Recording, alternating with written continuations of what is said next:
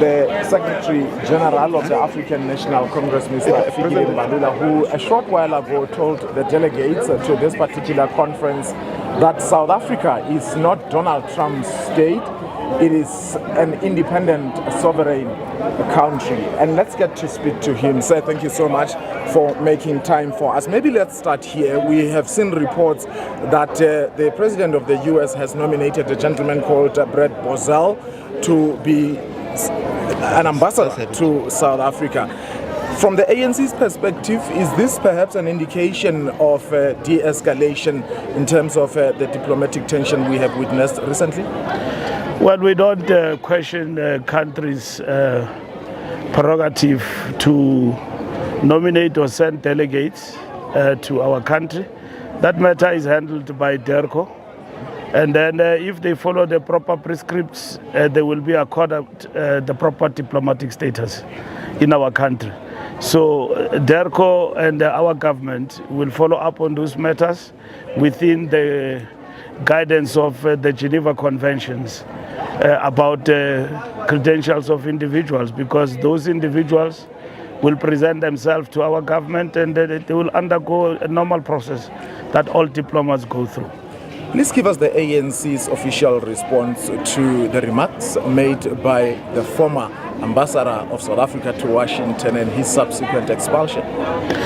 The ambassador has accepted to give the report to the president as it is required, and we've got no comments to make in relation to what had happened.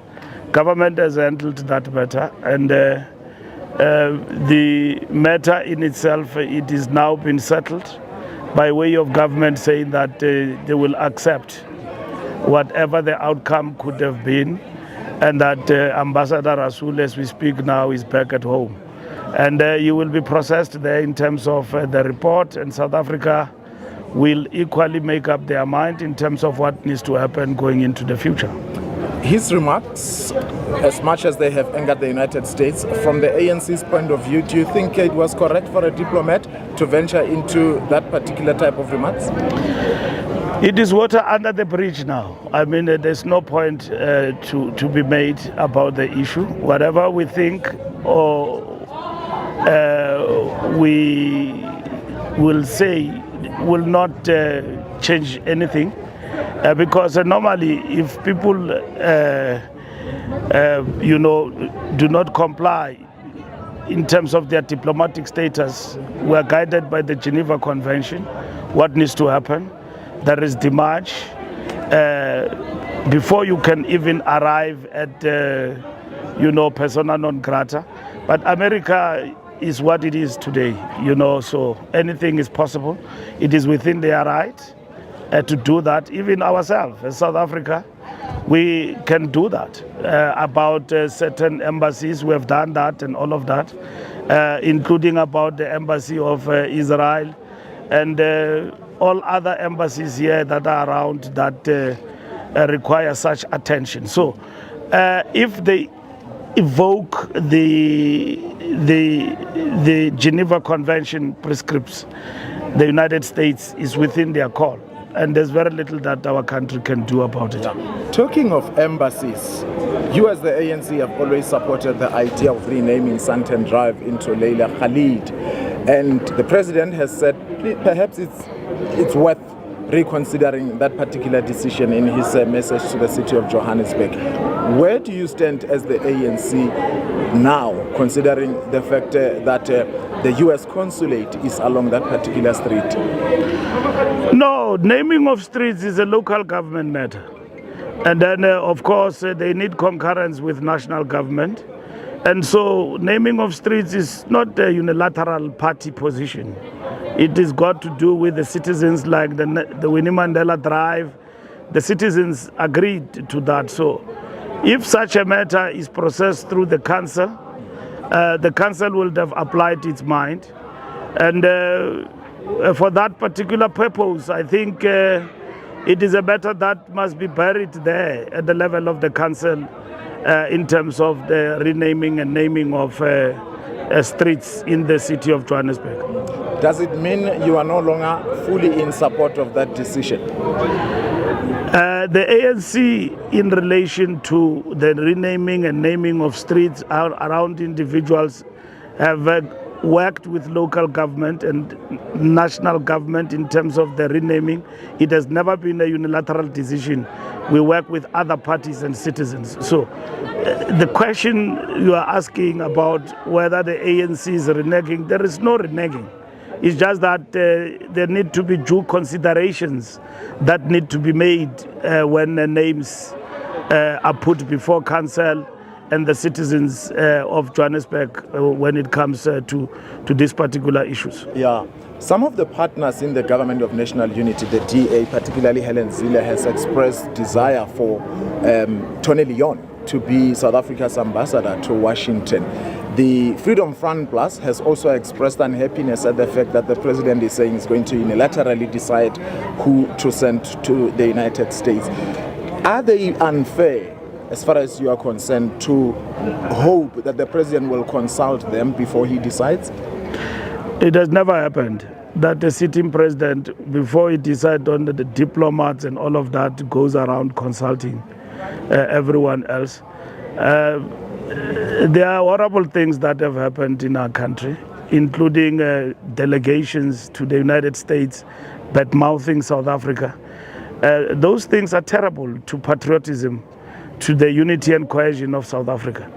The DA and all others, they must first understand that as citizens of this country, of which majority are Africans and black, we don't have two passports here. We only have one passport, which is South African.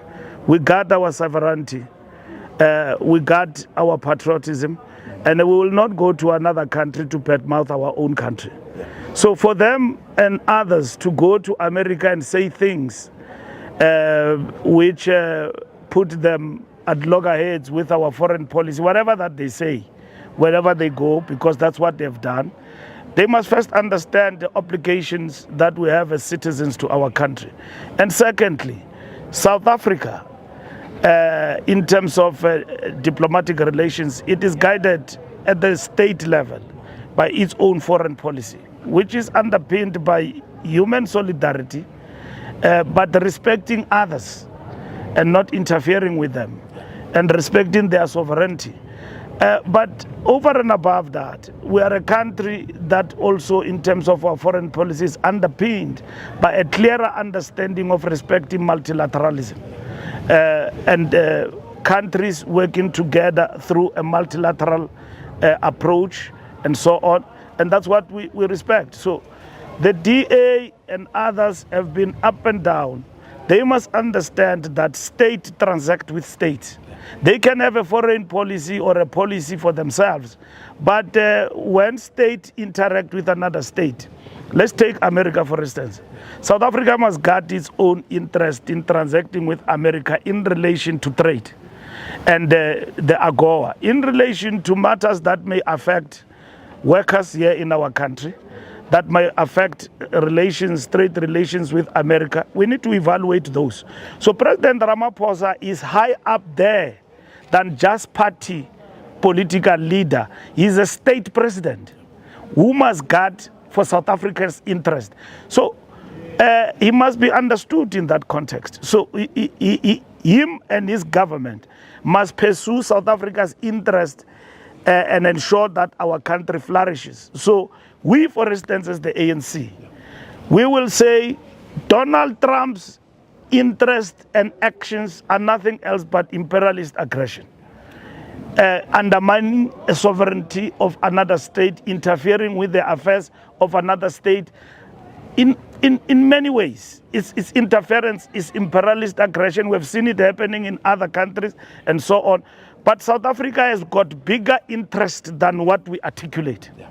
And we work even with states and government as a country who under our auspices as a party, we wouldn't. But at the end of the day, we work with them for interest of South Africans. And that's what is important for us. And that is what our government must guard and protect for the interest of South Africa. Your officials are instructing me to wrap up. I'm going to ask these two final questions at a go. The first one relates to the budget. Those political parties you have negotiated with in regard to the budget, Who are those parties, perhaps, if any, who have already indicated an intention to vote with you? But the last question relates to the issue of you, when you were on the podium, attacking those who are calling on the arrest of, say, Russian President Vladimir Putin, whereas they want to protect those who are committing genocide in Palestine. I'm taking you back to 2015 here, when the government of the ANC allowed the former Sudanese President Omar al-Bashir to leave when there was a clear expectation that he should be arrested. Are you not accusing others of hypocrisy, that others are going to point it at you? Our statement is very clear. We advocate for multilateralism and a rule-based system that is not characterized by hypocrisy. The hypocrisy of the world in the absence of a rule-based system is that it will have eyes. It will say that Putin, the president of Russia, must be subjected and be charged. But the other one, who have championed the aggression, including unilateralism in Iraq and Afghanistan, what should happen to them? When America attacked Afghanistan, when America attacked Iraq, who did they consult? When Putin is got an issue going on with Ukraine, there was a quick decision that he must be arrested and be charged.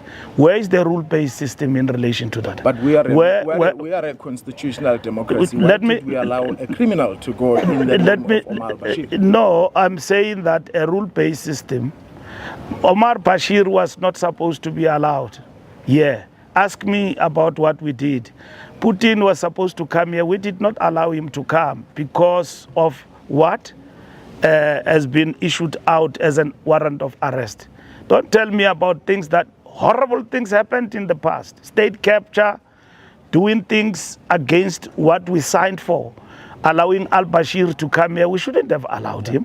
It was wrong. Yeah. So I'm saying today, we subscribe to a rule-based system in the world, which is not characterized by hypocrisy. What America has done in Iraq, they too should in their account. Under Bush administration and all of that. And then it happens with Putin, it doesn't happen with others. Yeah. So that's what I was talking about, that our position and what we are striving for is multipolarism, not one state dominant to each other and becoming a unipolar state where a country imposes itself on others as a world policeman. Yeah. That is a fundamental principle we are advocating for as a progressive movement in the world. And that is in direct contrast with America and those who follow them. Yeah. That they don't believe in this multipolarism which we are advocating for. And that is what we stand for in terms of the world politics today. When it comes to the budget, in a GNU and where you don't have power, that's what you have. You have to talk to everybody because we don't have the majority, and then we need to talk to others and come close to others. Yes, of course, we have been talking to everybody in Parliament, but we have not reached a point where we can say they are the following who will vote with us. The process of engagement is still continuing. Our chief whip was given a mandate to talk to all political parties, and then we are making headways in terms of that engagement with all political parties that are participating in Parliament. And we are quite optimistic that we'll be able, all of us, to pass the budget in Parliament. Mr. Fikile Mbalula, thank you so much for making time for us. Amandla.